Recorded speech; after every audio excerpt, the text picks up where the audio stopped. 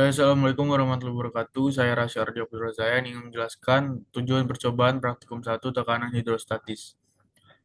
Tujuan percobaan dari praktikum ini adalah memahami dan membuktikan prinsip tekanan hidrostatis pada fluida diam melalui pengukuran dan analisis hubungan kedalaman, massa jenis, dan tekanan, sekaligus menentukan serta membandingkan pusat tekanan secara teoritis dan eksperimen, sehingga dikuasai kompetensi dalam menjelaskan konsep dasar, menghitung tekanan, mengolah data, serta menganalisis perbedaan hasil dan sumber kesalahan. Selanjutnya, saya ingin menjelaskan dasar teorinya. Gaya hidrostatis adalah gaya resultan yang ditimbulkan oleh tekanan cairan yang bekerja pada permukaan yang terendam. Perhitungan mengenai gaya hidrostatis dan letak titik tekan merupakan hal yang mendasar dalam mekanika fluida. Titik tekan adalah suatu titik pada permukaan terendam tempat gaya tekan hidrostatis resultan bekerja. Dalam percobaan ini, ketika kuadran dicelupkan dengan menambahkan air ke dalam tangki, gaya hidrostatis yang bekerja pada permukaan vertikal kuadran dapat ditentukan dengan pertimbangan hal berikut. 1. Gaya hidrostatis pada setiap titik permukaan lengkung bekerja tegak lurus terhadap permukaan dan melalui titik poros. Oleh karena itu, gaya hidrostatis pada permukaan lengkung atas dan bawah tidak memberikan pengaruh bersih, tidak menimbulkan momen yang dapat mempengaruhi keseimbangan susunan, sebab gaya-gaya tersebut melalui titik poros. Kedua, gaya pada sisi kuadran bersifat horizontal dan saling meniadakan sama besar dan berlawanan arah. Ketiga, gaya hidrostatis pada bidang vertikal yang terendam dilawan oleh beban penyeimbang. Resultan gaya hidrostatis pada bidang tersebut dapat dihitung dari nilai beban penyeimbang dan kedalaman air.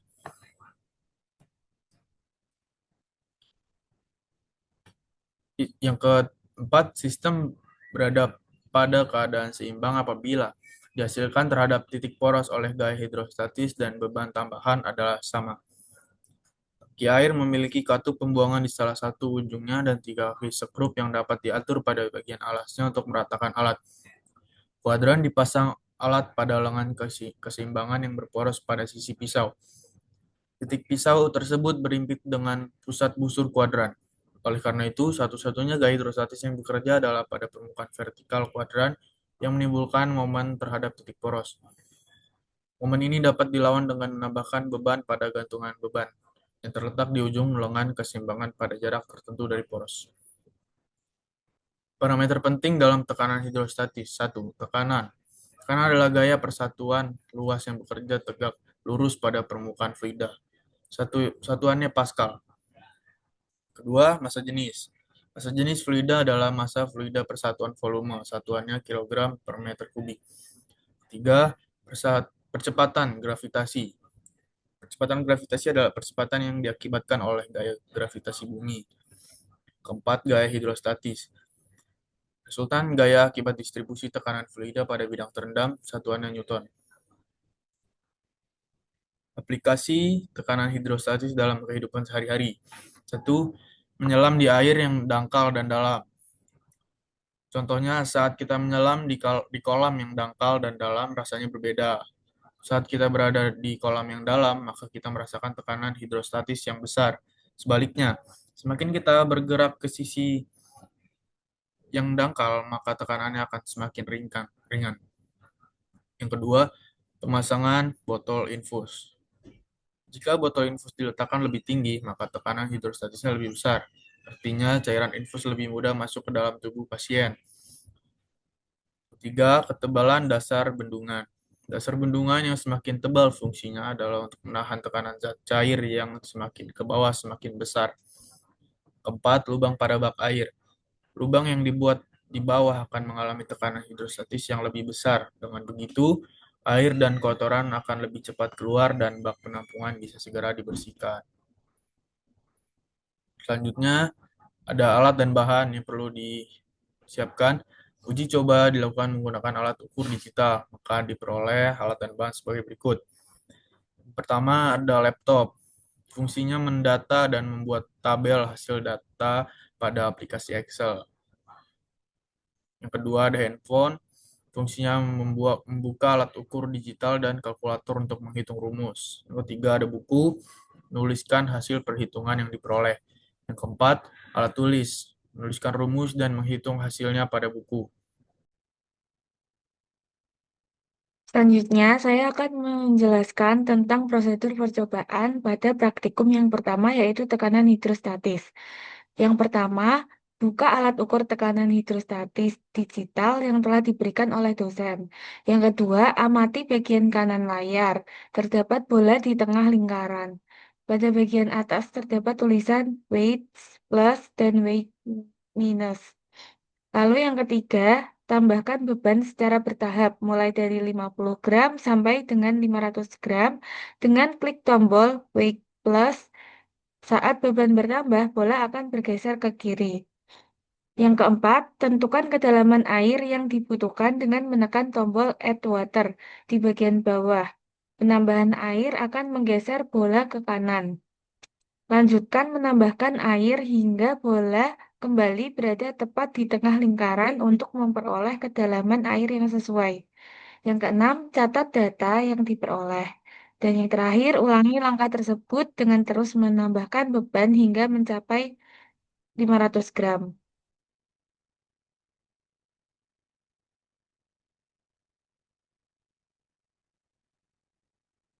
Baik, Assalamualaikum warahmatullahi wabarakatuh. Perkenalkan, nama saya Syafaq Kamil dan saya akan membacakan data pengamatan.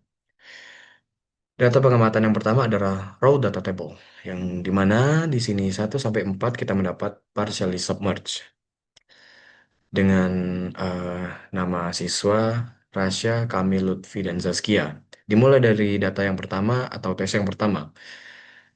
Di sini menggunakan berat 0,05 dengan Rasya mendapatkan 0,043, 0,043 juga untuk Kamil, 0,043 juga untuk Lutfi, dan Zaskia 0,046 sebagai depth of immersion-nya. Setelah itu dirata-ratakan sehingga mendapatkan hasil 0,04375. Tes yang kedua dengan berat 0,1, di sini Rasya mendapat 0,063, Kamil mendapat 0,064, Lutfi mendapat 0,061, Zaskia mendapat 0,060, sehingga dapat dirata-ratakan dan menjadi 0,062. Baik, tes yang ketiga, di sini Rasya mendapatkan 0,0074, Kamil mendapat 0,079, Lutfi mendapat 0,076, dan Zaskia mendapat 0,081. Dan dirata-ratakan dan mendapatkan hasil dan mendapatkan hasil 0,0775. Tes yang keempat dengan berat 0,2 kilogram. Di sini Rasya mendapat 0,094, Kamil mendapat 0,093, Lutfi mendapat 0,096, Zaskia mendapat 0,092, dan mendapat hasil rata-rata yaitu 0,09375. Data yang kelima sampai 10 ini adalah data fully submerged. Baik, tes yang kelima di sini dengan berat 0,25 kilogram. Rasya mendapat 0,108, Kamil mendapat 0,109, Lutfi mendapat 0,109, dan Zaskia mendapat 0,108 dan dirata-ratakan dan mendapat hasil 0,1085. Tes yang keenam dengan berat 0,3 kilogram, Rasya mendapat 0,115, Kamil mendapat 0,116, Lutfi mendapat 0,119, dan Zaskia mendapat 0,119. Dan mendapatkan hasil rata-rata yaitu 0,11725. Lanjut ke data yang ketujuh atau tes yang ketujuh dengan berat 0,35. Di sini Rasya mendapat 0,131, maaf, 0,131, dan Kamil mendapat 0,128, Lutfi mendapat 0,134, dan Zaskia mendapat 0,129 dan mendapatkan hasil rata-rata yaitu 0,1305. Yang kedelapan, tes yang kedelapan, Rasya mendapat 0,148, Kamil mendapat 0,148, Lutfi mendapat 0,144, Zaskia mendapat 0,16146 dan mendapatkan hasil rata-rata 0,1465. Tes yang ke-9, Rasya mendapat 0,161, Kamil mendapat 0,158, Lutfi mendapat 0,161, Zaskia mendapat 0,159, dan mereka mendapatkan sebuah rata-rata yang dimana rata-rata tersebut adalah 0,15975. Selanjutnya adalah data yang ke-10 atau data yang terakhir dengan berat 0,5 kilogram. Di sini Rasya mendapat 0,174, Kamil mendapat 0,171, dan Lutfi mendapat 0,174, dan Zaskia mendapat 0,173, yang dimana mendapat hasil rata-rata yaitu 0,173. Berikut adalah penghitungan kalkulasi dari data mentah yang di atas. Bisa kita lihat ini depth of immersion-nya sama dengan yang di atas, mesh-nya dan tesnya, dan juga submerge-nya apakah fully atau partially juga sama seperti yang di atas ini.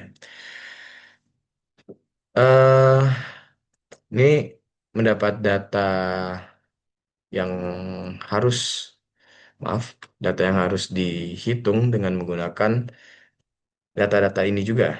D sama dengan 0,1, B sama dengan 0,075, L 0,3, H 0,25. Dan ini adalah result table atau data hasilnya, yang dimana tadi mass dan depth-nya sama seperti yang di atas. Dan saya akan membacakan hydrostatic force. Yang pertama ada 0,703, lanjut 1,412, 2,207, 3,229, 0,398, 0,430, 0, maksud saya 0,430, 0,479, 0,538, 0,87, dan 0,635. Selanjutnya kita akan membacakan data theoretical depth of center of pressure, yang dimana data pertama mendapatkan hasil 0,235 dan dilanjutkan dengan 0,229 dan 0,224, selanjutnya 0,218, 0,214, 0,212, 0,20, maksud saya 0,210, 0,208, 0,250, 0,206. Selanjutnya kita akan membacakan sebuah data yang dimana data tersebut adalah experimental depth of center of pressure. Data pertama mendapat 0,2085, dan dilanjutkan data kedua 0,2081, lanjut 0,1997, 0,1820, 0,1709, 0,1784, 0,1739, 0,1685, maaf, maksud saya 0,1686, maaf, 0,1658. Selanjutnya 0,1640, terakhir 0,162. Selanjutnya kita akan membacakan pengolahan data dan perhitungan. Yang pertama adalah hydrostatic force, yang dimana kita bisa menggunakan rumus F sama dengan setengah rho G B D kuadrat. Berikut hasilnya. 0,2, 0,70341, 1,41 267, 2,207, 2, maksud saya 3,22998, 0,39873, 0,43089, 0,47958, 0,5338, 0,58708 dan yang terakhir 0,635775. Selanjutnya kita akan membacakan data theoretical depth of maksudnya perhitungan data dari theoretical depth of center of pressure, yang dimana kita bisa menggunakan rumus H min D per 3 sama dengan Y, dan mendapatkan hasil 0,235, 0,229, 0,224, 0,218, 0,214, 0,212, 0,20, 210, 0,208, 0,250, 0,206. Selanjutnya kita akan membacakan experimental depth of center of pressure, yang dimana bisa menggunakan rumus Y sama dengan M kali G dikali L per F, di mana kita mendapatkan hasil 0,2089, 0,2081, 0,1197, 3,229, 0,1709, 0,1784, 0,1739, 0,1658, 0,1640, 0,1626. Pada praktikum kali ini, dengan judul tekanan hidrostatis didapatkan pembahasan bagaimana dari berdasarkan hasil data terlihat bahwa semakin berat massa benda, maka kedalaman perendaman juga meningkat. Hal ini sesuai dengan teori Archimedes tentang gaya apung. Hasil percobaan cukup mendekati teori, meskipun terdapat sedikit penyimpangan akibat keterbatasan alat ukur, posisi benda, maupun faktor manusia. Akurasi dipengaruhi presisi alat, konsistensi pengulangan, serta pengolahan data. Metode yang digunakan sederhana dan efektif untuk menunjukkan konsep dasar, tetapi kurang presisi dan sensitif terhadap kesalahan. Secara keseluruhan, hasil menunjukkan hubungan linear massa dengan kedalaman perendaman yang sejalan dengan teori, serta relevan untuk aplikasi praktis seperti perancangan kapal, pelampung, dan struktur air. Lalu selanjutnya ada kesimpulan. Kesimpulan yang didapat dari praktikum kali ini yaitu hasil percobaan dapat disimpulkan bahwa tekanan fluida meningkat seiring bertambahnya kedalaman dan hasil pengukuran menunjukkan kecenderungan linear sesuai teori tekanan hidrostatis. Tujuan percobaan untuk membuktikan hubungan kedalaman dengan tekanan, menentukan massa jenis fluida serta menghitung dan membandingkan pusat tekanan telah tercapai dengan perbedaan kecil antara teori dan eksperimen yang terutama disebabkan oleh keterbatasan alat ukur dan kesalahan pembacaan data.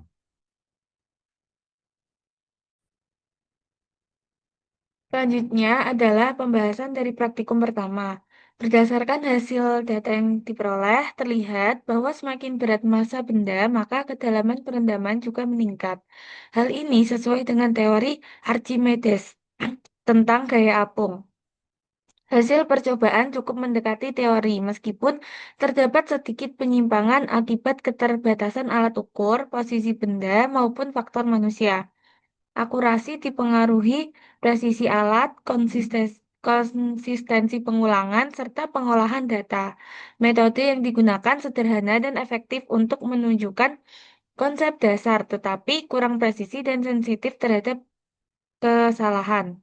Secara keseluruhan, hasil menunjukkan hubungan linear massa dengan kedalaman perendaman yang sejalan dengan teori, serta relevan untuk aplikasi praktis seperti perancangan kapal, pelampung, dan struktur air.